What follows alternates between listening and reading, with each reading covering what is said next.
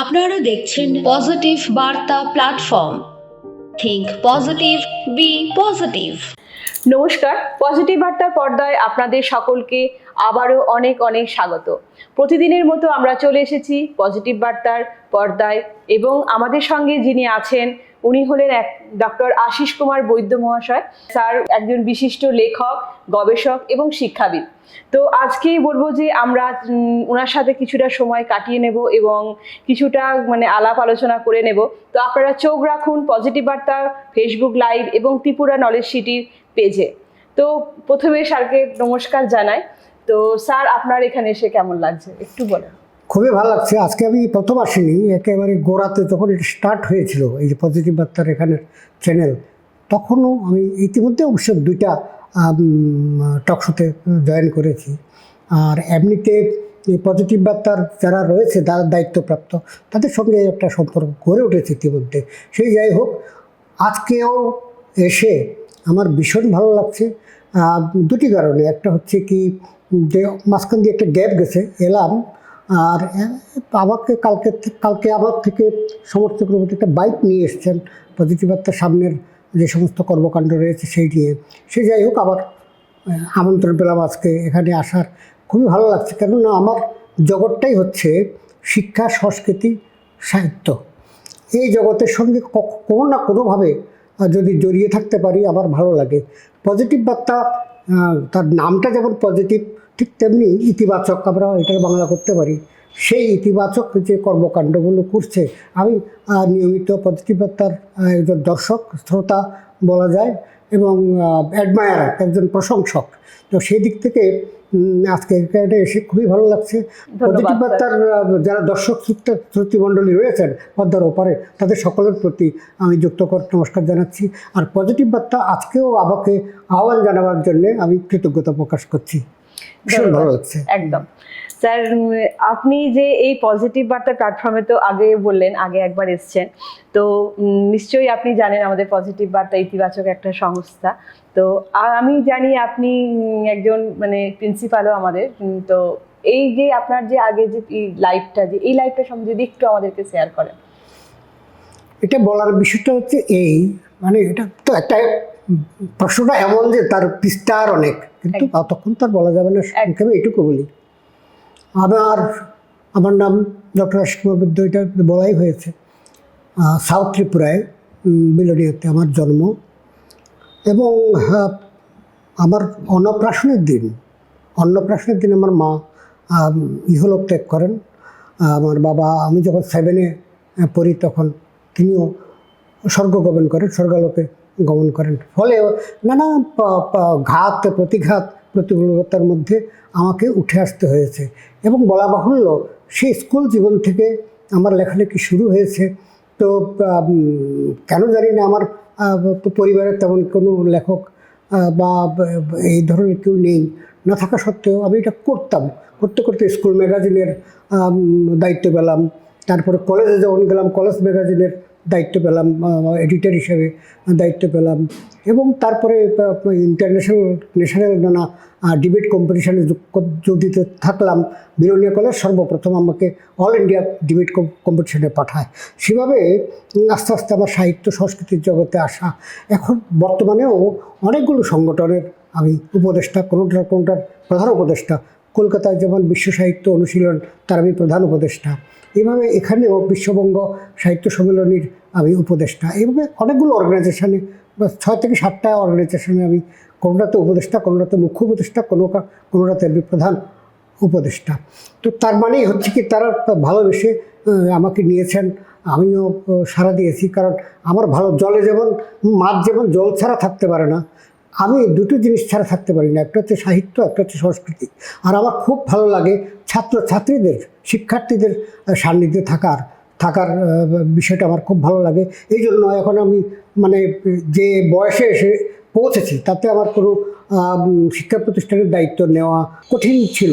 তৎসত্ত্বেও ওই যে আমার দৃঢ় একটা প্রত্যয়, আমি পারি, এবং তারা দায়িত্ব দেন।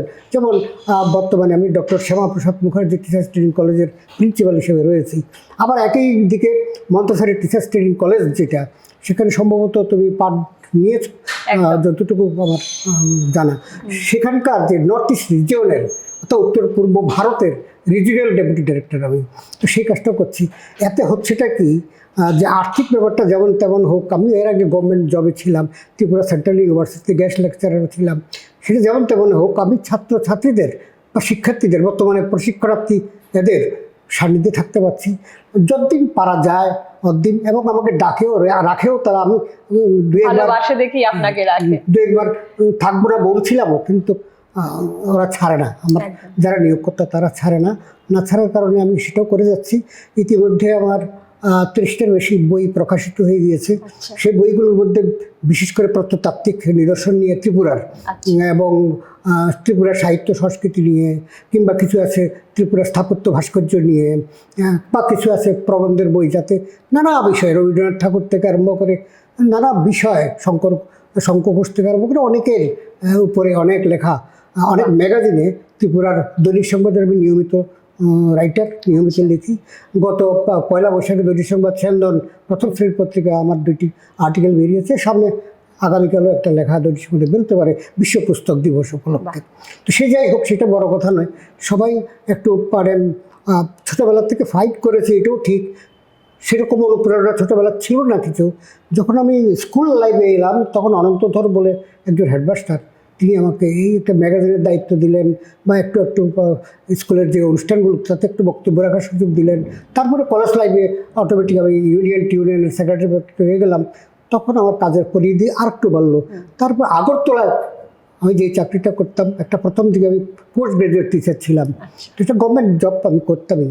তারপরেই আমি ওইটা থাকতেই বিশ্ববিদ্যালয়ে, কেন্দ্রীয় বিশ্ববিদ্যালয়, ত্রিপুরা কেন্দ্রীয় বিশ্ববিদ্যালয়ে আমি গেস্ট লেকচারের সুযোগটা পাই। ইগনো, ইন্দিরা গান্ধী ন্যাশনাল ইউনিভার্সিটিতেও টিচারদের 6 মাসের একটা কোর্স চালু করেছিল, সেখানেও আমি পড়িয়েছি। যারা আচ্ছা স্যার, আপনাকে বলবো যে এই যে আসাম সাহিত্য সভা, এর মূল কাজগুলো কি কি, মানে কি কাজটি কি? তাহলে তো আমাকে প্রথমে বলতে হয় আসাম সাহিত্য সভা কী। আসাম সাহিত্য সভা হচ্ছে আসামের একজন একটা অভিভাবকের মতো একটা সংস্থা। মানে ভারতবর্ষের অন্য কোনো রাজ্যে এ ধরনের সংগঠন আছে কিনা আমি জানি না। আসাম সাহিত্য সভা এমন একটি সংগঠন যে সাহিত্য, সংস্কৃতি, শিক্ষা, গবেষণামূলক প্রকাশনা এই ধরনের কাজগুলো করে, এবং প্রায় লক্ষাধিক সদস্য, এশিয়ার বৃহত্তম সংগঠন। এবং তাদের প্রকাশনা সেকশন রয়েছে বিভিন্ন ভাষায়, শুধু অসমীয়া ভাষা নয়। যে আমিও বেশ কিছু ত্রিপুরা থেকে গল্প এবং কবিতা পাঠিয়েছিলাম বিভিন্ন জনের, প্রায় শতাধিক কবি সাহিত্যিকের, ওগুলো অসমীয়া ভাষায় ট্রান্সলেট হয়েছে। হওয়ার পরে বই আকারে তারা প্রকাশ করেছে। বাংলা, অহমিয়া, মানে বাংলা, অহমিয়া, কিংবা এখানে যে কার্বি আলং আছে ডিস্ট্রিক্ট, বা ট্রাইবেলদের এবং অসমের যে ট্রাইবেল, এই সব নিয়ে এখানে কিন্তু নামটা যদিও অসম সাহিত্য সভা, কিন্তু যারা অসম বাঙালি থেকে আরম্ভ করে অনেকে এটার মেম্বার আছে, আমি এটার একজন মেম্বার। হ্যাঁ, সুতরাং তাদের কাজের ব্যক্তি অনেক। সারা বছর তাদের অফিস, প্রধান কার্যালয় হচ্ছে জোরহাট। জোরহাট, আর তাদের গুয়াহাটির যে কার্যালয়টি রয়েছে সেও প্রায় 10-12 জায়গায় নিয়ে, সেখানে নিজস্ব টাউন হল আছে তাদের নিজস্ব, এবং লাইব্রেরি রয়েছে, প্রকাশনা ইউনিট রয়েছে, এবং এখানে অনেক কর্মচারী কাজ করছেন। বা আসাম সাহিত্য সভার যারা, অর্থাৎ ব্যাপারটা এরকম আমি লক্ষ্য করেছি। আসাম সাহিত্য সভার ওখানে নানা সম্মেলনে আমি যাই, তো অতিথি হিসাবে আমাকে নেন। তো ওখানে দেখেছি যে তারা আসাম সাহিত্য সভার সদস্য হতে না পারলে অনেকে দুঃখ প্রকাশ করেন যে আসাম সাহিত্য সভার আমি সদস্য হতে পারলাম না।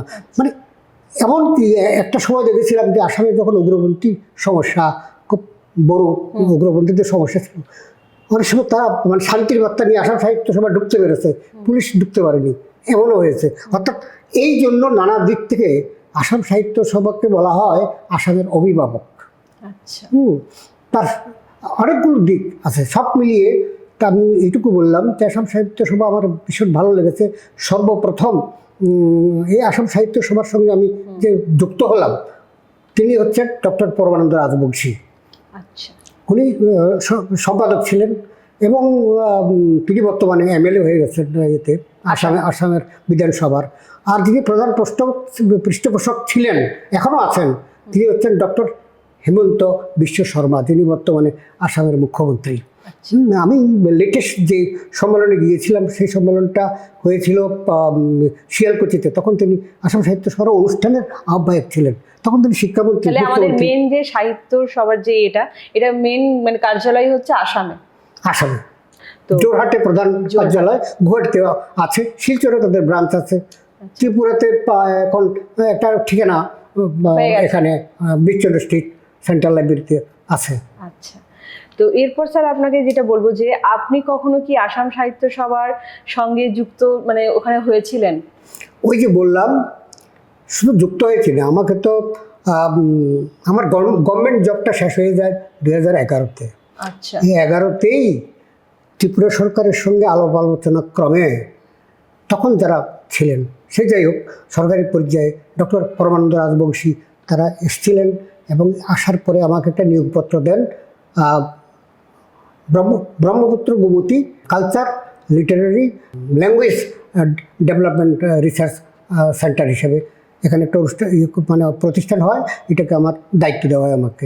তো সেই থেকে অর্থাৎ 2011 থেকে আজ পর্যন্ত আছি। মাঝখানে কয়েকটি সম্মেলন, 2 বছর পরে পরে একটা সম্মেলন হয় আসামে। এটা বলতে ভালো লাগছে, আমি তো ভারতবর্ষের বহু জায়গাতে বা বাংলাদেশেও বহুবার গেছি, বহু অনুষ্ঠানে যোগ দিয়েছি। সেখানে একটা স্টেজ মানে সেখানে তাদের সম্মেলন করার জন্য জেরেঙ্গার মাঠ বা গোরদুরের মাঠ বা এই ধরনের মাঠ দরকার হয়। এরকম মাঠ আমাদের আগরতলায় নেই।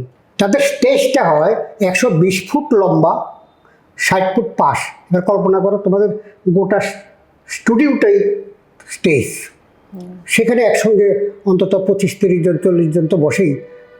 প্রত্যেকবারে আমাকে, যদিও আমি তাদের দ্বারা নিযুক্ত, তবু আমাকে তারা প্রতি সম্মেলনে সাহিত্যিক হিসাবে বিশেষ অতিথি করে নিয়ে যায়, সম্মানিত অতিথি করে নিয়ে যায়। এবং তাদের সঙ্গেই যারা গভর্নর বা চিফ মিনিস্টার যারা বসেন, যখন তারা অতিথি হয়ে আসেন আর কি, তাদের সঙ্গে আমি বসতে পারি, কথা বলতে পারি বা আমার বক্তব্য রাখতেই হয় একটা।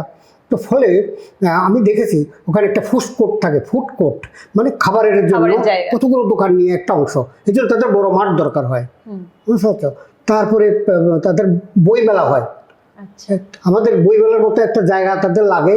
এখানে তাদের আসাম সাহিত্য সভার প্রকাশিত বইগুলো মানে বিক্রি হয় বা প্রদর্শিত হয়। কালচারাল জন্য একটা আলাদা হল তারা ওখানে করে নেয়, টেম্পোরারি করে দেয়।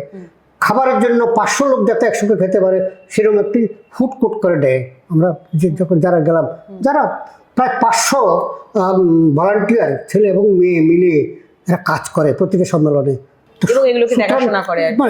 এরা কাজ করে মানে কি, খাবার দিচ্ছে যখন আর আমরা যখন যাই দেখেছি আমাদের প্রত্যেকের জন্য একটি গাড়ি বরাদ্দ থাকে। অর্থাৎ যখন গেলাম এয়ারপোর্ট থেকে নিয়ে গেল, ফ্লাইট ফেয়ার তো দেয়নি, মানে ফ্লাইটের টিকিটটা পাঠিয়েই দেন, নিয়ে গেলেন। তারপরে অনুষ্ঠানের শেষে আবার ওই আমাদের হোটেলে পৌঁছে দিল। আবার এখানেও যদি এই মাঠটার এই কোর্ট থেকে ওই কোর্টে হেঁটে যেতে হয় না, গাড়িটার মানে ড্রাইভারকে ফোন নাম্বার দিয়ে দেয়, ফোন করলেই দেখা যাচ্ছে ফুড কোর্ট থেকে নিয়ে চলে গেলো কালচারাল কোর্টে, এখানে ওই হলে ওখান থেকে নিয়ে এলো, মানে ওখানে যে মূল আপ্যায়ন মঞ্চ এখানে একটা নিয়ে এলো।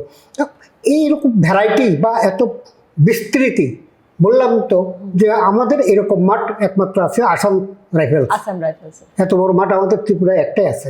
তারা যেই ধরনের মাঠ দরকার হয়, শত বর্ষ অনুষ্ঠানে আমি গিয়েছিলাম জেরেঙ্গার মাঠ, এটা একটা ঐতিহাসিক স্থান। এটা হচ্ছে শিবসাগরে, বিশাল ব্যাপার, একেবারে ব্রহ্মপুত্র নদী পর্যন্ত এইভাবে তাদের মানে পার পর্যন্ত তাদের লাগে। তারপরে হর্স রেস যে গুয়াহাটিতে যখন হলো, শিয়ালকুচি হচ্ছে এটা রেশম নগরী। আসামের তো তুমি জানো যে আসামের কিন্তু জাতীয় পোশাক যেটা মেয়েরা পরে, সেটা হলো শাড়ির মতোই একরকম রেশম দিয়ে তৈরি হয়। ঠিক আমাদের ট্রাইবেলদের পাশার মতো নয়, শাড়ির মতো হুবহু নয়, ব্যাপারটা এইরকম আর কি। আর গামছা মেখলা টাইপের, মেখলা টাইপের, ইয়েস। তারপরে গামছা, এটা তাদের জাতীয় মানে কি বলবো, স্বীকৃত একটা পবিত্র জিনিস। আমরা এটা গামছা যাকে বলি, তারা ওইখানে আমরা এখানে রিসা হিসেবে রিসা ইউজ বলি। করি, আমাদের ট্রাইবেলরা তৈরি করে। আচ্ছা। এটাকে ইদানিং, আগে উত্তরীয় এমনিতে হতো, এখনও অনেক জায়গাতে উত্তরীয় হয় অন্য ধরনের, বা মানে ন্যাশনাল যে ফ্ল্যাগের যে কালার ইউজ করে হয়, আবার অনেক জায়গাতে হয়। তো শুধু তাই নয়, এখানে একটু বলে রাখা ভালো, এখানে অসম অ্যাসোসিয়েশন অফ ত্রিপুরা বলে একটা সংগঠন আছে। আচ্ছা। ওটাতে আমি আছি উপদেষ্টা। আমাদের যে চিফ মিনিস্টারের, অনারেবল চিফ মিনিস্টারের যিনি প্রিন্সিপাল সেক্রেটারি ডক্টর প্রদীপ চক্রবর্তী মহোদয়, তিনি অন্যতম উপদেষ্টা। তো সুতরাং তারা হয়তো সামনে একটা রঙ্গোলি বিহু করবে, তারা ভোগালী বিহু, রঙ্গোলি বিহু, গরু বিহু, মানু বিহুগুলো করে। তো এই সংগঠনের সঙ্গেও কিন্তু আমি যুক্ত হয়ে গেছি, তারা করে নিয়েছেন আমাকে। ফলে তার বিস্তার, তার প্রসার, এই জন্য আমি এশিয়ার বৃহত্তম সংগঠন বললাম আর কি। খুব কম সংগঠনই আছে তার সদস্য সংখ্যা লক্ষাধিক। খুব কম সংগঠনই আছে যে যারা মনে করেন, মানে বুদ্ধিজীবী সম্প্রদায়ের লোক মনে করেন যে এটাতে মেম্বার হতে না পারলে আমার একটা অপূর্ণতা রয়ে গেল। একটা প্রেস্টিজিয়াস একটা প্ল্যাটফর্ম, ঠিক। এই আর কি। তো স্যার, খুব ভালো লাগলো আপনার সাথে কথা বলে, ভালো লাগছে, এবং আরো প্রশ্ন আপনাকে করে নেবো, জেনে নেবো আপনার কাছ থেকে অনেক মূল্যবান তথ্য আপনার কাছ থেকে। তো আমরা শুনেছি যে আসামের সঙ্গে ত্রিপুরার প্রথম যে ঘনিষ্ঠ সম্পর্ক সৃষ্টি হয়েছিল, সেটা কবে থেকে? এটা হচ্ছিল, এটা একটু আমরা এটাকে অষ্টাদশ শতাব্দী বলতে পারি। 1712-13 এইরকম সময়ে রাজত্ব করতেন ত্রিপুরায়, অর্থাৎ তখন রাজধানী উদয়পুর। মহারাজা দ্বিতীয় রত্নমাণিক্য। আমরা জানি রত্নমাণিক্য 2 জন, ধর্মমাণিক্য 2 জন, যশোধর মাণিক্য 2 জন। ওই ইয়ের মতো ইংল্যান্ডে যেমন পঞ্চম জর্জ, ষষ্ঠ জর্জ রাজাদের নাম্বার দিয়ে, চতুর্থ জর্জ, এরকম 10টা তাদের সংখ্যা একটা তারা ইউজ করে। তো এখানেও বলছিলাম যে সেটা হচ্ছে কি বলছিল জানি, যে ত্রিপুরা, ইয়েস ইয়েস ইয়েস, মনে পড়ছে। তো এই যে দ্বিতীয় রত্নমাণিক্য যখন এখানে রাজত্ব করছেন উদয়পুরে, রাজধানী উদয়পুর, কিন্তু এখানে কিন্তু কোনো রাজধানী ছিল না, কিছু ছিল না, জঙ্গল, জল, কাদায় ভর্তি একটা জায়গা। এটা কোরা পাখির শিকারের জায়গা। হ্যাঁ, কৃষ্ণ মাণিক্য এখানে শিকার করতে এসে জায়গাটা ভালো লেগেছে, রাজধানী সরিয়ে আনলেন। তো উদয়পুর থেকে কৃষ্ণমাণিক্য নিয়ে এলেন পুরাতন হাভেলি, যেটাকে বলি পুরাতন আগরতলায়, এটাকে আমরা রাজবাড়ি বলি। ওখানে রাজবাড়ি একটা আছে, সেটা এখন মিউজিয়াম হিসেবে ইউজ করছে। আমাদের এখানকার রাজপ্রাসাদ মিউজিয়াম, গভর্নমেন্ট মিউজিয়াম হিসেবে এখন আছে। তো সেই যাই হোক, দ্বিতীয় রত্নমাণিক্যের সময় আসামের যিনি রাজা ছিলেন তার নাম রুদ্রসিংহ। আচ্ছা। তখন ত্রিপুরা এবং আসাম প্রায় বাংলা মুলুক থেকে যে মোগল এবং মকরা আক্রমণ করত, তখনই আসামের যে রুদ্রসিংহ যিনি রাজা, তিনি 2 জন দূতকে পাঠালেন। এটা 1712 বা তার আশপাশ, বারাই হবে। তো সেই 2 জনের মধ্যে কে? একজন রত্ন কন্দলী শর্মা, একজন হচ্ছেন অর্জুন দাস বৈরাগী। 2 জন রাজদূত এলেন, এবং তখনকার রাস্তাঘাট তো বোঝাই যাচ্ছে, সুতরাং হাতি দিয়ে, ঘোড়া দিয়ে, কিংবা পায়ে হেঁটে, বা নদীগুলো তো অনেক ছোটোখাটো, নদীগুলোতে পায়ে হাঁটতে হয়েছে, আসতে হয়েছে নৌকা দিয়ে পার হয়ে, বহু 2 মাস 1.5 মাস লাগে আসাম থেকে পায়ে হেঁটে বা এই ধরনের ত্রিপুরা আসতে। ত্রিপুরায় তো নয়, একেবারে উদয়পুর, রাজধানী উদয়পুর যেতে তাদের 1.5-2 মাস লেগেছিল আসতে। তারা একটা চিঠি নিয়ে এলেন রুদ্রসিংহের। সেই চিঠি হচ্ছে ত্রিপুরার মহারাজ দ্বিতীয় রত্নমাণিক্যের কাছে চিঠি, যে এইভাবে মুঘল এবং মগ আক্রমণ থেকে রক্ষা করার, নিজেদের রক্ষা পাওয়ার জন্য আমাদের আসাম এবং ত্রিপুরার মধ্যে একটা মেলবন্ধন প্রয়োজন, একটা রাজনৈতিক এবং কি বলবো সামরিক যে একটা মানে আদান প্রদান, সাহায্য, সহানুভূতির একটা বাতাবরণ সৃষ্টি করা প্রয়োজন। পাঠালেন। তারা এসে এখানকার যে সংস্কৃতি, তারা যা দেখেছেন, যে নাটক হতো, যাত্রা হতো, দোল পূর্ণিমাতে তারা দোল পূর্ণিমা দেখেছেন, রাজবাড়ির রূপার দুয়ারি ঘর, এগুলো দেখেছেন, তার বিবরণগুলো তারা রাজার কাছে পেশ করেছেন। আবার ত্রিপুরার মহারাজাও চিঠি দিয়ে, তাদের হাত তো একটা চিঠি দিয়েছেনই, নিজেরও একটা দূত পাঠালেন, তার নাম হচ্ছে রামেশ্বর ভট্টাচার্য। রামেশ্বর ভট্টাচার্য ওইভাবেই 1.5-2 মাসে গেলেন, সঙ্গে সাঙ্গভঙ্গ, রাজার প্রহরী টহরি আছে, এদেরকে নিয়েই গেলেন, কারণ নিরাপত্তার ব্যাপার আছে। ওখানে গিয়ে সেখানে ত্রিপুরার মহারাজার ভ্যাট দিলেন, তারা আবার রুদ্রসিংহের ভ্যাট নিয়ে এসেছিল। এইভাবে একটা সম্পর্ক হয়ে যায়। প্রথম ঐতিহাসিক সম্পর্ক হচ্ছে এটাই, মহারাজা রুদ্রসিংহের সঙ্গে মহারাজা দ্বিতীয় রত্নমাণিক্যের সম্পর্ক এটা অষ্টাদশ শতাব্দী, 1712 হলে তো অষ্টাদশ শতাব্দীর মধ্যে পা দিয়েছে এই বলা যায়। ওই সময় যে সম্পর্কটা একটা সময় বলতে যদিও মানে ইচ্ছা করে না, তাও বলি একটা সময় খানিকটা ভুল বুঝাবুঝি হয়েছিল, কিন্তু সেটা কেটে গেছে। আচ্ছা, কেটে যাওয়ারই প্রমাণস্বরূপ আমি বললাম যে আসাম সাহিত্য সভা আজকে সবাইকে আহ্বান করছে, এই সবাইকে মেলবন্ধনের কাজটা আসাম সাহিত্য সভা করছে। হ্যাঁ, তো সেইভাবে তারা শিলচর থেকে আরম্ভ করে বা বিভিন্ন জায়গায় বা বাংলাদেশেও আছে এটা ব্রাঞ্চ, আমাদের ত্রিপুরায় যেটা আছে এটা আমি একটু দেখাশোনা করি। তো সেইভাবে আমরা দেখলাম যে ওই সময় সর্বপ্রথম ত্রিপুরার সঙ্গে আসামের একটি প্রত্যক্ষ যোগাযোগ, একেবারে দুধ বিনিময়, পত্র বিনিময়, চিঠিগুলো এরকম ছিল, উপহার বিনিময়, এইভাবে সম্পর্কটা স্থাপিত হয় যা আজও বর্তমান আছে। একদম। তো ভালো, খুব এইভাবেই আমাদের ত্রিপুরার সঙ্গে আসামের সম্পর্ক শুনে নিলাম স্যারের কাছ থেকে, যে কিভাবে ত্রিপুরার সাথে আসামের সম্পর্কটা আমাদের গড়ে উঠেছিল। তো নেক্সট আমরা স্যারের কাছ থেকে জেনে নেব যে ত্রিপুরায় যে অহমিয়ারাদের কোনো সংগঠন, আচ্ছা ত্রিপুরায় কি কোনো অহমিয়াদের সংগঠন আছে? একটু আগে আমি উল্লেখ করে গেছি, আবার করি, সেটা হচ্ছে অসম অ্যাসোসিয়েশন অফ ত্রিপুরা। ত্রিপুরাতে ব্যাংকে, রাবার বোর্ডে বা ওই নিপকোতে বা ওএনজিসিতে বা পোস্ট অফিসে নানা ধরনের কর্মচারী আছে, তাদের মধ্যে একটা অংশ অহমিয়া। এদের সংখ্যাও এখানে কয়েক হাজার, সব মিলিয়ে সারা ত্রিপুরায় বিভিন্ন সেক্টরে, আমি উল্লেখও করলাম এগুলোকে, তাপবিদ্যুৎ কেন্দ্র এগুলোতে। তো এই তারা নিজেদের মধ্যে একটা ইউনিয়ন বা একটা সংস্থা করে নিয়েছে, তার নাম দিয়েছে অসম অ্যাসোসিয়েশন অফ ত্রিপুরা। সেই অসম সাহিত্য সভার সঙ্গে যোগাযোগ তারা রাখে, আমার সঙ্গেও তারা রাখে, কারণ আমি যেহেতু অসম সাহিত্য সভার এখানে একজন প্রতিনিধি স্বরূপ, তো সেখানে তো বললামই আমি উপদেষ্টা হিসেবে এখনও আছি, স্টিল নাও আছি। সামনের অনুষ্ঠান টাউন হলে হবে, রঙ্গোলি উৎসব থাকবো। তো কিছুদিন আগে দহি চিরা, তার আমরা যেমন পৌষ সংক্রান্তি, চৈত্র সংক্রান্তিতে, পৌষ সংক্রান্তি বলছি, চৈত্র সংক্রান্তিতে পিঠা নানা রকমের নাড়ু টাড়ু খাই বা দই চিরা এগুলো খাই, এরকম তারা একটা অনুষ্ঠান করে, এটা আমাদের দই চিরা খাবার অনুষ্ঠান। ওরা তো আমি ইনভাইটেড হই এবং যাইও প্রতি বছর। তো এই সংগঠনটাও কমপ্লিটলি অহমিয়াদের হলেও এখানে বাঙালি বোধহয় আমি একজন আছি, আমি আর কাউকে তো দেখি না। তো যাই হোক, সেটাও থাকার ওই কারণ অসম সাহিত্য সভার সঙ্গে সংযোগ সূত্র। তো অসম অ্যাসোসিয়েশন ত্রিপুরা তারাও প্রতি বছর সামনে একটা বেরোবে, প্রতি বছর একটা ম্যাগাজিন করে, খুব মানে ভালো কাগজ, ভালো কভার টভার দিয়ে দৃষ্টিনন্দন। ম্যাগাজিনটার নাম কি আপনার? এটার নাম অসম অ্যাসোসিয়েশনের, অসম অ্যাসোসিয়েশন অফ ত্রিপুরার মুখপত্র বা স্মারকপত্র। তো এইটার মধ্যে বাংলা লেখা একটাই থাকে এই পর্যন্ত, আগামী দিন কেউ জানি না, সেটা আমার লেখা।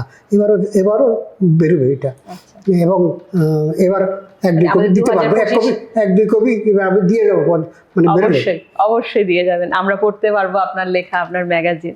তো স্যার এরপরে যে বলবো যে আপনি যে এই যে লেখালেখি শুরু করেছেন, বললেন 30টার মতো আপনি বই অলরেডি লিখে ফেলেছেন, তো এই যে লেখার প্রবণতা বা লেখার ইচ্ছাটা আপনি প্রথম কোথা থেকে মানে আসলো আপনার মধ্যে? আসলে কেন জানি না, আমি আগে বলেছি আমার পরিবারের তেমন কেউ কৃষিকাজ করতেন বা আমাদের একটি দোকান ছিল ইত্যাদি। এবার বাবার মৃত্যুর পরে তো একেবারেই আমি ডিসটার্ব। তো যাই হোক, স্কুল জীবনে যখন আমি বিলোনিয়া বিদ্যাপীঠে পড়ি, তখন হেডমাস্টার হিসেবে গেলেন অনন্তকৃষ্ণ ধর। অনন্তকৃষ্ণ ধর খুব রাজবাড়ি মানুষ, উপরটা এরকম, ভিতরটা অত্যন্ত নরম। বিভিন্ন টাংশনে আমার যে কাজকর্ম, টুকটাক অংশগ্রহণ বা নাটকে অংশগ্রহণ করা, কিংবা একটু মানে কোনো বিষয়ে, তাও একটা ইতিহাস আছে। একটা প্রেয়ারের মধ্যে লাল বাহাদুর শাস্ত্রীর জন্মদিন নিয়ে কথা বলতে হবে, দেখি ছাত্রদের মধ্যে কে বলতে পারো। বিদ্যাপীঠে তখন ছাত্রী ছিল না, শুধু ছাত্রদের মধ্যে কে বলতে পারো, কেউ কোনো উত্তর দিচ্ছে না, টুকটাক দাঁড়িয়ে আছে সবাই মাথা নিচু করে। আমি বললাম, স্যার আমি বলবো। হাসো, খুব খুশি। আমি বললাম লাল বাহাদুর শাস্ত্রী সম্পর্কে 8-10 মিনিট একটু বললাম। তারপরে তিনি তো ওনার রুমে ডেকে দিয়ে গেলেন, একটা ওয়াল ম্যাগাজিন করতে হবে, তুমি তার সম্পাদক।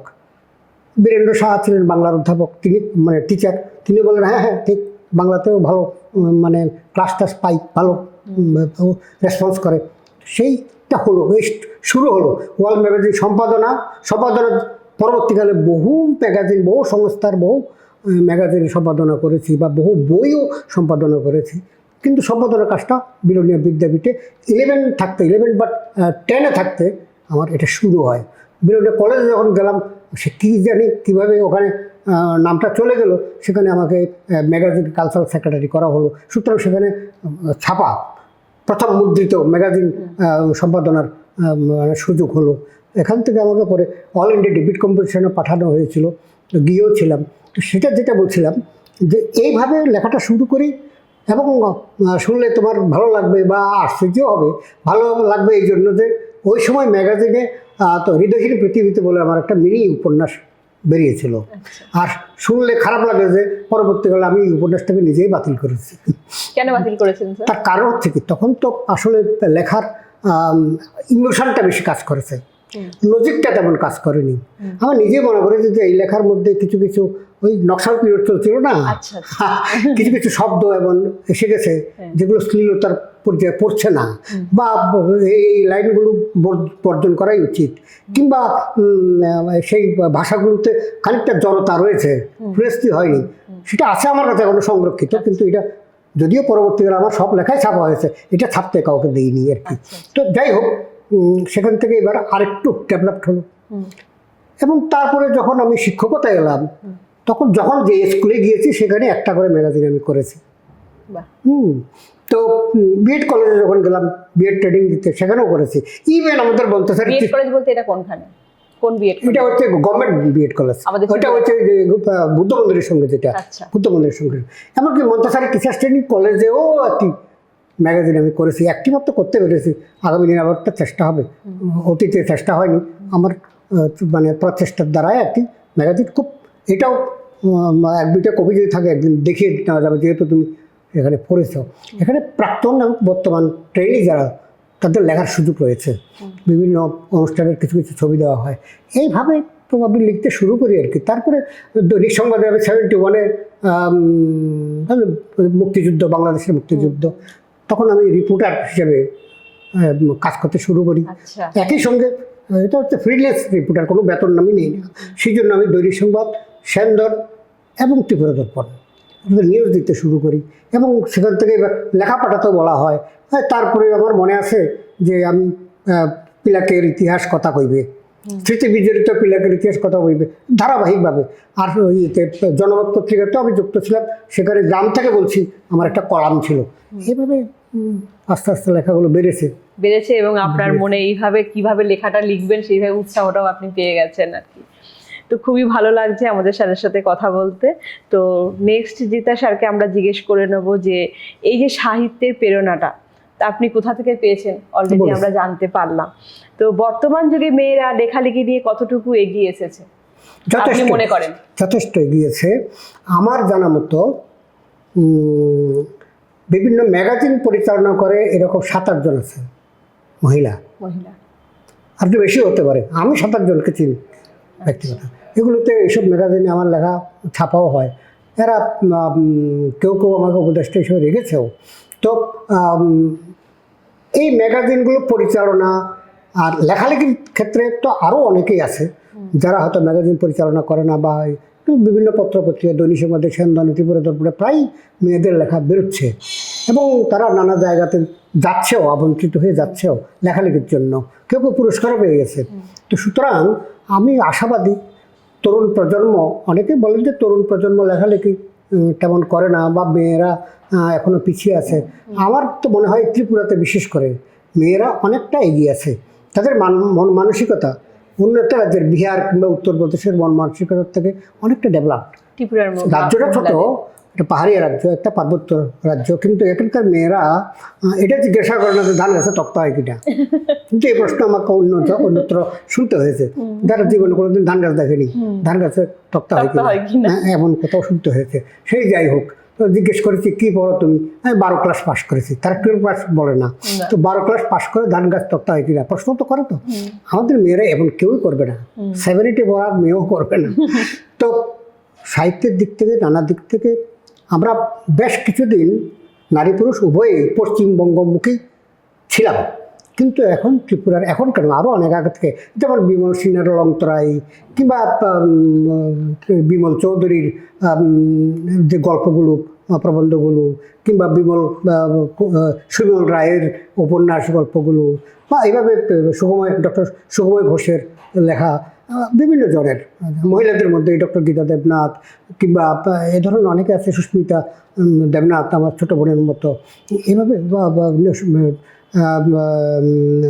সুমিতা বর্ধন, সে একটা টিভি চ্যানেলে আছে। আচ্ছা, নামটা বললাম না কারণ এটা একটা টিভি চ্যানেলে বসে আছে, আর একটা টিভি চ্যানেলের নাম বলবো না। অবশ্যই। তো যাই হোক, না স্যার, এবারে আপনি জেনে নেবো যে আপনি যে লিখেছেন বইগুলো, যে কতটি 30টার মতো বই এবং আরো লিখবেন আগামী দিনে, তো এই কিছু বইয়ের নাম আমরা জেনে নিতে পারি।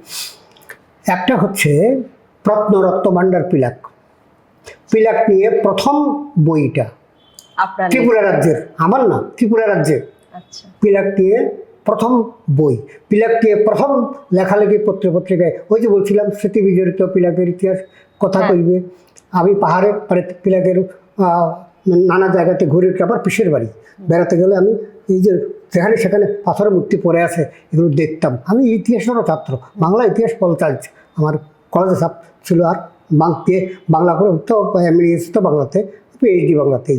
সে যাই হোক, যেটা বলছিলাম সেটি হচ্ছে এগুলো দেখে আমার কিউরিয়াসিটি জাগলো, আমি মানুষের সঙ্গে কথা বলতে শুরু করলাম এবং তার কাছ থেকে অনেকগুলো কিছু রূপকথা আছে, কিছু বাস্তব বিষয় রয়েছে। অনেকের বাড়িতে দেখলাম মূর্তিগুলোকে তারা নানা নামে পূজা করছে এবং আমি একজন ইতিহাস ছাত্র হিসেবে লক্ষ্য করছি মূর্তিগুলো আসলে বুদ্ধমূর্তি।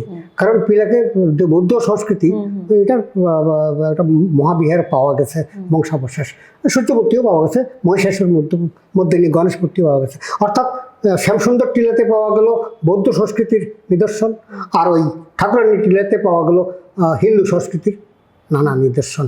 সেখানে কোনো বাড়িতে, এবং যে জোলাইবাড়ি বাজারে যে মূর্তিটা নারায়ণ রূপে পূজিত হচ্ছে, প্রকৃতপক্ষে এটা অবলোকিতেশ্বর, বৌদ্ধ যে দেবতা অবলোকিতেশ্বরের মূর্তি। যাই হোক, বা মুহুরীপুরে যেটাকে রাজেশ্বরী দেবী হিসেবে পূজা করা হচ্ছে, এটা হচ্ছে চুন্ডা দেবী, 18 হাত।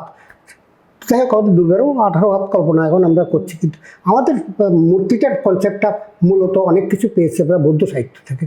কারণ 8ম শতাব্দীতে তো গোটা বাংলা বৌদ্ধ, যেটা পাল বংশের শাসনকালে।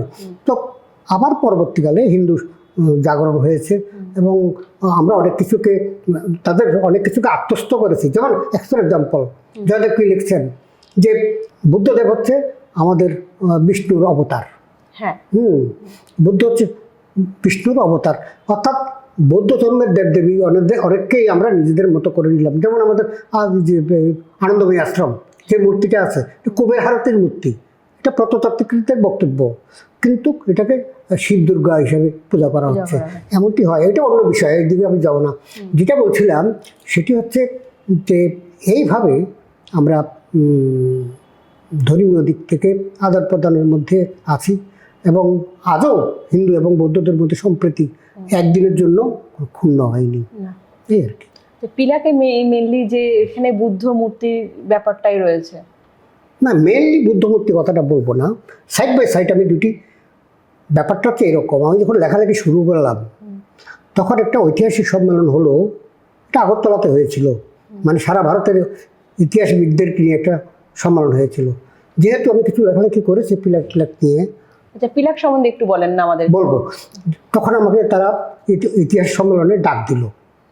এটা শিলং ইউনিভার্সিটি, এটা নিয়েও বলে মানে হিল ইউনিভার্সিটি, যাই হোক, তারা একটা সম্মেলনের পরে একটা বইও করেছে। সেই বইতে 25 জনের পেপার তারা ছাপিয়েছে। 3 নম্বর পেপারটা আমার, এবং সেই বইটা আমার কাছে আছে, তারা পাঠিয়েছে। তো এখন পিলাক হচ্ছে কি, পিলাক খুব গুরুত্বপূর্ণ একটা বিষয়। সেটি হচ্ছে কি, তাতে পিলাকের যে আবিষ্কার এর দ্বারা প্রমাণিত হলো যে 7ম শতাব্দীতে ত্রিপুরার দক্ষিণ অংশে সেখানে হরিকল মণ্ডল নামে একটি রাজ্য ছিল, বাংলার কিছু অংশ নিয়ে, দক্ষিণ ত্রিপুরার কিছু অংশ নিয়ে। তার রাজধানী ছিল পিলাক। সেখানে বিশাল একটি নগরী গড়ে উঠেছিল।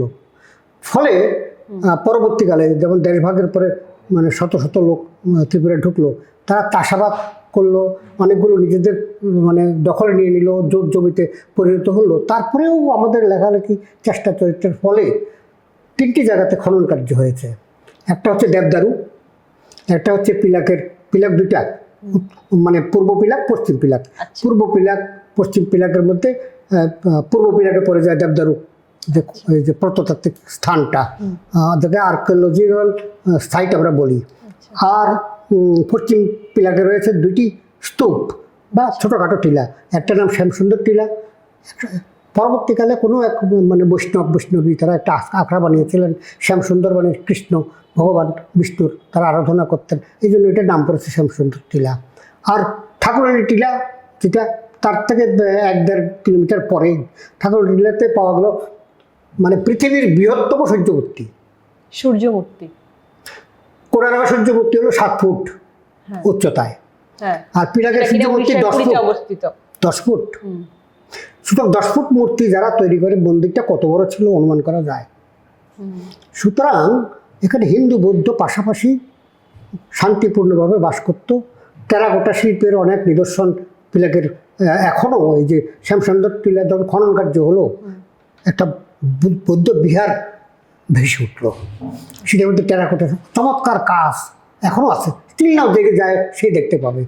ঠিক তেমনি ওখানে ঠাকুরের টিলাতে মহেশেশ্বর মন্দিরের মানে দুর্গার বিশাল বিশাল মূর্তি এবং গণেশের মূর্তি, টাপটিলা বলে একটা জায়গা, সেখানে গণেশের মূর্তিটা এখনও আছে স্থাপিত। সম্প্রতি মানে গত বছর পিলাক উৎসব তো হয় প্রতি বছর, আমি প্রধান বক্তা ছিলাম, আমার গভর্নমেন্ট এটা প্রধান বক্তা করেছিল। সেই যাই হোক, দেখলাম যে সেখানগুলোকে সংরক্ষণের একটা ব্যবস্থা হয়েছে, যা পাওয়া গেছে। কিছু কিছু চোরাই কারবারিদের হাতে চলে গেছে। যাই হোক, একই ব্যাপার। তো 7ম শতাব্দীতে ত্রিপুরাতে কেউ যে বলে, অনেকে বলে না যে 10ম শতাব্দীর পর থেকে ত্রিপুরা সভ্যতা শুরু হয়েছে ত্রিপুরী বংশীয় রাজাদের আগমনের ফলে, এটা সর্বাংশে ঠিক নয়। তারা উত্তর ত্রিপুরা পর্যন্ত সীমাবদ্ধ, দক্ষিণ ত্রিপুরা তারা উদয়পুর পার হননি, সেই জন্য রাজমালার মধ্যে পিলাকের উল্লেখ নেই। ওদিকে আমাদের বিশালগড়ের কাছে বক্সনগরের যেখানে বৌদ্ধ বিহার পাওয়া গেছে এবং খনন কার্য হয়েছে, সেটার উল্লেখ নেই। অর্থাৎ তারা আর দক্ষিণে অগ্রসর হননি বলে রাজমালাতেও সেটা নাই। তার মানে কি ইতিহাসটা খানিকটা একটা মোড় নিল যখন আমরা বলতাম যে 10ম শতাব্দীর থেকে ত্রিপুরা, কারণ এখানে অনেক কিছু জিনিস আছে যেটা প্রত্নতাত্ত্বিক সময়কার ঐতিহাসিক ঘটনা আমরা জানতে পারি। মুদ্রা, প্রচুর মুদ্রা পাওয়া গেছে সেখানে। তো মুদ্রা পাওয়া গেছে, টেরাকোটার কাজ পাওয়া গেছে, তারপর সেই সঙ্গে সঙ্গে মূর্তিগুলো পাওয়া গেছে। তারপরে বক্সনগরে ওই একই সময়ে সেখানে ব্রোঞ্জের মূর্তি পাওয়া গেছে। অর্থাৎ এগুলো পাওয়ার ফলে বোঝা গেল যে এই যে জুজারুফা উদয়পুর দখল করলেন, তার অনেক আগেই পিলাকে সভ্যতা গড়ে উঠেছিল। মহেঞ্জোদারো হরপ্পা আবিষ্কার হওয়ার ফলে যেমন পৃথিবীর ইতিহাস বদলে গেছে, মানে আমাদের ভারতবর্ষ অনেক এগিয়ে গেছে। না হলে আমরা বৈদিক সভ্যতাকেই মানে প্রথম সভ্যতা বলতাম। এখন অবশ্য কেউ কেউ মনে করেন বৈদিক সভ্যতার আর দ্রাবিড় সভ্যতা প্রায় সমসাময়িক। সে যাই হোক, তাহলে পিলাক অত্যন্ত গুরুত্বপূর্ণ বিষয়। আমি এই নিয়ে বইটা একটা লিখলাম, সেটা প্রত্নরত্ন ভাণ্ডার পিলাক। পিলাকের এই ব্যাপারটা জানার পরে অনেক প্রকাশক আগ্রহ প্রকাশ করলেন, এটা নবচন্দনা প্রকাশনী করেছে। তারপর দেখলাম যে ত্রিপুরাবাণী প্রকাশনী রঘুনাথ সরকার, তিনি বলেন একটা ম্যানুস্ক্রিপ্ট দেন। বলছে একটা ম্যানুস্ক্রিপ্ট তো প্রায় তৈরি করা আছে, এটা দৈনিক সংবাদের 2.5 সংখ্যায় বেরিয়ে গেছে, তো তারা একটু বাড়ি টাড়িয়ে দেন।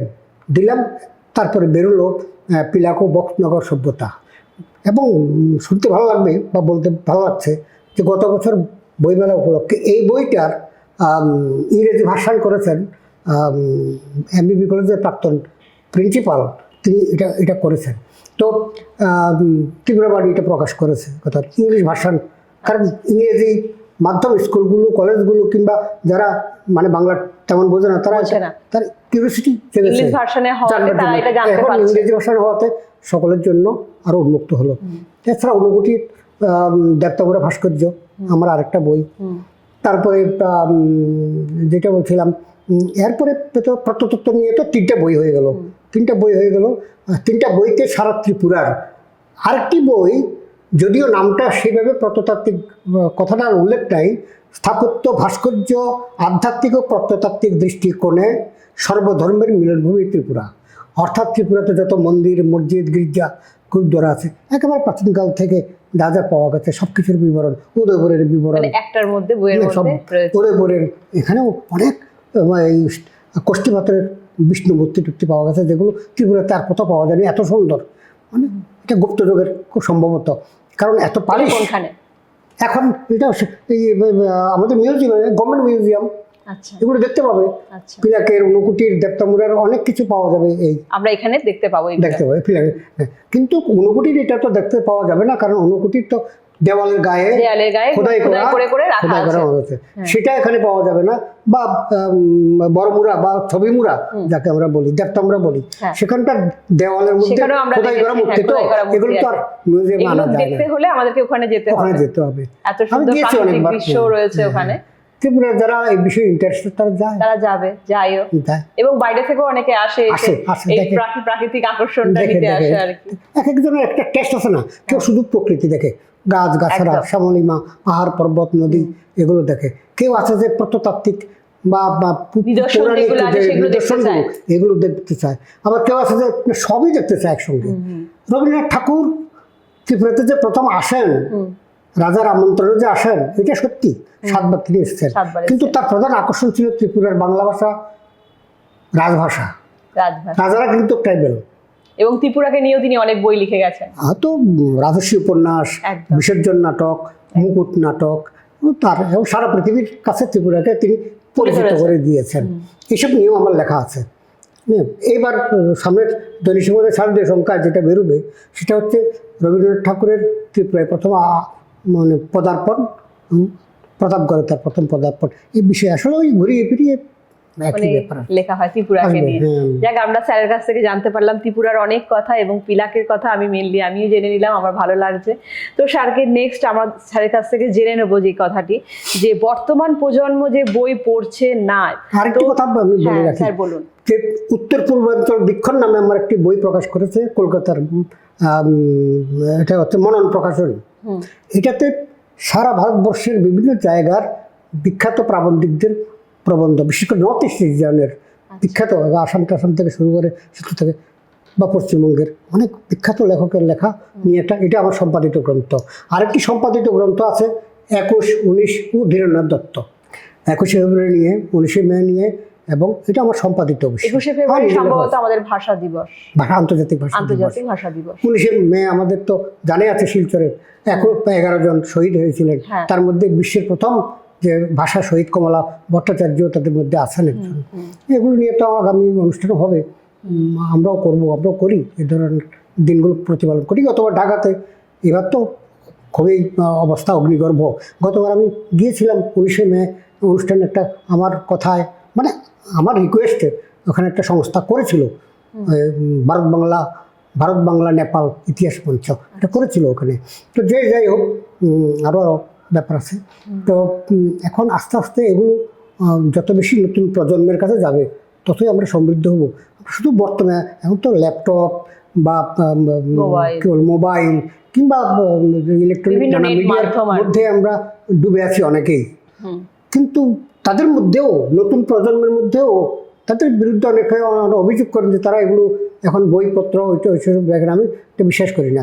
আসলে তাদের মধ্যেও এখন নতুন চেতনা, চিন্তা জেগেছে। বেশ কয়েকটি সংগঠনে আমি দেখতে পাচ্ছি ইয়াংরা, ছেলে মেয়ে উভয়, তারা এগিয়ে আসছে এবং কাজ করছে। আগামী দিনেও এই কাজ অব্যাহত থাকবে। এটাই আশা আমরা করছি, চাইবো যে আশা করছি। আগামী প্রজন্ম যাতে এই কাজটার মধ্যে তারা থাকুক, এবং এটার মানে কারণ আমাদের শিকড় তো ওই লোক সংস্কৃতি, হ্যাঁ। লোক ঐতিহ্য, কিংবা আমাদের সাহিত্য সংস্কৃতি, এগুলো আমাদের কিংবা লুপ্ত যাতে না প্রত্নতাত্ত্বিক, হয়, সেটা এগুলো শিকড় কিন্তু মাটিতে। হ্যাঁ। এগুলো শিকড়ের সন্ধান না, শিকড় যদি পচে যায় বা মানে শুকিয়ে যায়, গাছ কি করে থাকবে, ডালাপালা কি করে থাকবে, সেখানে পাখির বাসা কি করে হবে, আমরা তার তলায় বিশ্রাম নেব কি করে, ফল পাবো কোথার থেকে, ফুল পাবো কোথার থেকে। খুব সুন্দর কথা বললেন, এখন খুব ভালো লাগছে। তো স্যার, যেটা আপনাকে বলতে যাচ্ছিলাম, যে এই যে একজন মানে বর্তমান প্রজন্ম যে বই পড়ছে না, তো এটার সম্বন্ধে আপনি কি বলবেন? যে আমরা চাইবো যে ভবিষ্যৎ প্রজন্ম আরো করে বই পড়ুক এবং তারা বইয়ের প্রতি আকৃষ্ট হোক, এটার জন্য আপনি কি বলবেন? আমার নিজের বক্তব্য হচ্ছে, বইমেলার সঙ্গে আমি যুক্ত আছি, ফলে আমার নিজের বইও বের হয় অন্যদের বইও অনেক প্রেজেন্ট সে পাই, কিছু কিনি সাধ্য মতো। তাদের মধ্যে বেশিরভাগই কিন্তু ইয়াং জেনারেশনের মেয়েরা, ছেলেদের, এদের লেখা তারা, আমরা সকলে জানি লিখতে গেলে পড়তে হয়, না পড়ে কেউ লিখতে পারে না। লেখা আসে না। যে কবি সে অন্যের কবিতা না পড়ে অনুপ্রেরণা কোথা থেকে পাবে? ঝর্ণা আছে বলেই তো নদী। ঠিক। ঝর্ণাকে ভুলে গেলে নদীর কোনো অস্তিত্বই থাকে না। নতুন করে নদী তৈরি তুমি আমি করতে পারবো না, নতুন করে ঝর্ণাও আর হয় না।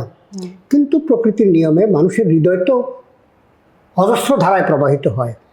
সেই ক্ষেত্রে আমরা দেখছি যে নতুন প্রজন্ম, যদিও অনেকে বলে যে ই বুক, ইলেকট্রনিক বুক, ই বুক বা নানা রকমের ল্যাপটপ বা মোবাইল, এগুলো ডাটা যেহেতু সহজে পাওয়া যায়, ছেলে মেয়েরা আর পড়তে চায় না। আছে একটা নতুন গন্ধ নিতে একটা শ্রেণী আছে, তারা আপনাদের চাকরির জন্য বা তাদের কেরিয়ারের জন্য শুধু এগুলোতে নিয়ে আছে। কিন্তু আরেকটা শ্রেণী আছে, তারা এগুলোর সঙ্গে সঙ্গে বইও পড়ে। বাড়ির সামনে, বাড়িতে অন্তত 5টা বই রাখতে না পারলে নিজেকে মানে দুর্বল ভাবে, বা নিজেকে মনে হয় যে আমার জীবনের সার্থকতা নেই। আমার বাড়িতে কেউ এসে 5টা বই দেখতে পেল না, ফ্রিজ আছে, টিভি আছে, এটা আছে, ওটা আছে, বই নেই। তো এইভাবে একটা সেন্স কারো কারো আছে, কারো কারো নেই, সেটা আমরা আর কি করবো। তো আমি আশা করি মানে যারা বইয়ের প্রতি আকৃষ্ট না বা বই পড়তে চায় না, তাদের জন্য আপনি কি বার্তা দেবেন? বই, আমাদের কিছু দায়িত্ব আছে। আমাদের, তুমি যদি আজকে কোনো একটা জায়গাতে 10টা বাড়ি ঘুরে বেড়াও, দেখবে যে একজনের বাড়িতেই বাবা মাও পত্রিকা রাখে বা পড়ে, 10 জনের মধ্যে একজন পত্রিকা পড়ে বা বই পড়ে, 9 জনে পড়ে না, পত্রিকাও রাখার প্রয়োজন মনে করে না। দোকানে টোকানে কোথাকানে ঘুরে বেড়ে একটু চোখ বুলিয়ে নেয়, কেউ কেউ এটাও বলে না অনেকে। সুতরাং আমাদের যারা শিক্ষক শিক্ষিকা, ছেলে মেয়েদেরকে মোটিভেট করতে হবে, তাদেরকে অনুপ্রাণিত করতে হবে। তুমি এটা পড়ো, তুমি যদি না পড়ো তাহলে পৃথিবীতে যে এই জ্ঞান ভাণ্ডার, সেটা তোমার হাতের বাইরে। তুমি সীমিত, ল্যাপটপে কতটুকু পাবে? আজকে অদ্য শকুন্তলা প্রতিগৃহে যাইবেকে বলিয়া মমচিত্ত বাষ্প বাড়িত হইতেছে, বিদ্যাসাগরের এই কথা তুমি ল্যাপটপে পাবে? কিংবা মৌনমুগ্ধ সন্ধ্যা ওই মন্দ মন্দ আসে, কুঞ্জবন মাঝে প্রিয়তমা লজ্জা নম্র আঁখি, এটা এই রবি ঠাকুরের কবিতা তুমি কি ওই কোথাও পাবে? ফলে তোমাকে তো বই পড়তে হবে, কালিদাসের সব লেখা তার যদি না পড়ো, বঙ্কিমচন্দ্রের লেখা যদি না পড়ো, তারাশঙ্করের নাম বই যদি না পড়ো, বুদ্ধদেব গুহ বা সুনীল গঙ্গোপাধ্যায়ের বই যদি না পড়ো, পুরনো দিনের লোকের লেখাও পড়তে হবে, নতুন দিনের লোকের লেখাও পড়তে হবে, লেখাও পড়তে হবে। তাহলে আমরা জানতে পারবো। দেখো, তোমরা অনেকেই ইদানিং তোমরাও বলছো, ইয়াং গ্রুপও বলছো যে পুরনো দিনে হারানো দিনের গানগুলো এখন শুনবো, শোনাবো, নানা অনুষ্ঠান করছে, শিল্পীদেরকে এভাবে আনছে যে দেখেন ওই এগুলো পপ সং টং এগুলো পরে হবে, আগে রবীন্দ্রসঙ্গীত হোক, আগে নজরুলগীতি হোক, আগে একটা রবীন্দ্র নৃত্য হোক, একটা নজরুল নৃত্য হোক, লালন ফকিরের একটা গান হোক, একটা বাউল গীতি হোক, এগুলো হওয়ার পরে ওগুলো হবে। এবার যারা ওইটার ভক্ত তারা তো গেট হয়ে বসে থাকবে, ভালো লাগুক বা না লাগুক, আর যাদের ভালো লাগে তো তারা দেখবো আগা ওরা সবটাই। তাহলে পূর্বতন এবং বর্তমান, তার মধ্যে একটা যোগসূত্র অনেক সংগঠন করছে, সংস্থা করছে।